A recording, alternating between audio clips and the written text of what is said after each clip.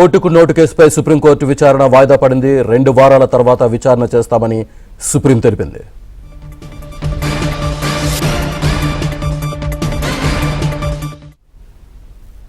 ఓటుకు నోటు కేసుపై సుప్రీంకోర్టు విచారణ వాయిదా పడింది.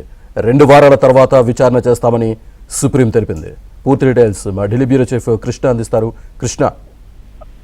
శ్రీనివాస్, ఓటుకు నోటు కేసుపై సుప్రీంకోర్టులో విచారణ మరోసారి వాయిదా పడింది. 2 వారాల తర్వాత ఈ కేసు విచారణ చేపడతామంటూ జస్టిస్ జేకే మహేశ్వరి ధర్మాసనం స్పష్టం చేసింది. గతంలో మనం చూసాం, ఏదైతే ఈ యొక్క ఎమ్మెల్సీ ఎన్నికల సందర్భంగా 2015 మే 31 తెలంగాణ ఎమ్మెల్సీ ఎన్నికల సందర్భంగా నామినేటెడ్ ఎమ్మెల్యే స్టీఫెన్సన్ ఓటును కొనుగోలు చేసేందుకు ప్రయత్నించారన్న ఆరోపణల మేరకు ఏదైతే ప్రస్తుతం సీఎం రేవంత్ రెడ్డి పైన ఈ కేసు నమోదు చేశారు. అయితే ఇది ఎన్నికలకు సంబంధించినటువంటి కేసు, ఎన్నికల కమిషన్ కి సంబంధించినటువంటి కేసు, కానీ దీంట్లో అవినీతి నిరోధక శాఖకు సంబంధం లేదు. కాబట్టి ఈ కేసును కొట్టివేయాలి అంటూ సుప్రీంకోర్టును రేవంత్ రెడ్డి ఆశ్రయించారు. అదేవిధంగా ఈ కేసులో మరో నిందితుడు సండ్ర వెంకట వీరయ్య కూడా ఈ కేసులో ఈ సుప్రీంకోర్టును ఆశ్రయించారు.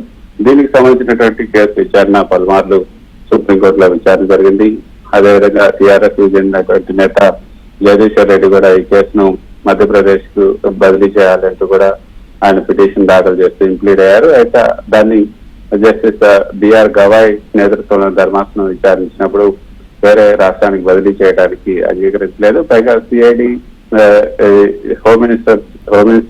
హోంశాఖ సీఎం రేవంత్ రెడ్డి ఆధీనంలోనే ఉంది. కాబట్టి సిబిఐడి ఏదైతే ఉందో అది కూడా ఆయనకే రిపోర్ట్ చేస్తుంది. కాబట్టి ఈ కేసులో నిష్పక్షపాతంగా విచారణ జరగదన్న అనుమానాలు వ్యక్తం చేసినప్పుడు సిఐడి ఈ కేసుకు సంబంధించి సీఎం కి రిపోర్ట్ చేయడానికి లేదంటూ బిఆర్ గవాయ్ ఆదేశాలు గతంలో జారీ చేశారు.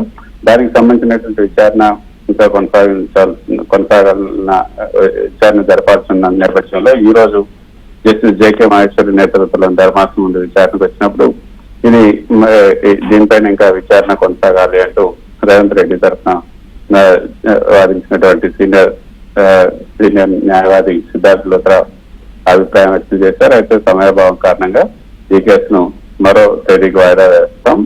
2 వారాల తర్వాత 2 వారాలకు వాయిదా వేస్తున్నాం. 2 వారాల తర్వాత 2 గంటలకి ఈ కేసును వింటామని కూడా జస్టిస్ జేకే మహేశ్వరి ధర్మాసనం స్పష్టం చేసింది. Srinivas. Right, thank you very much Krishna.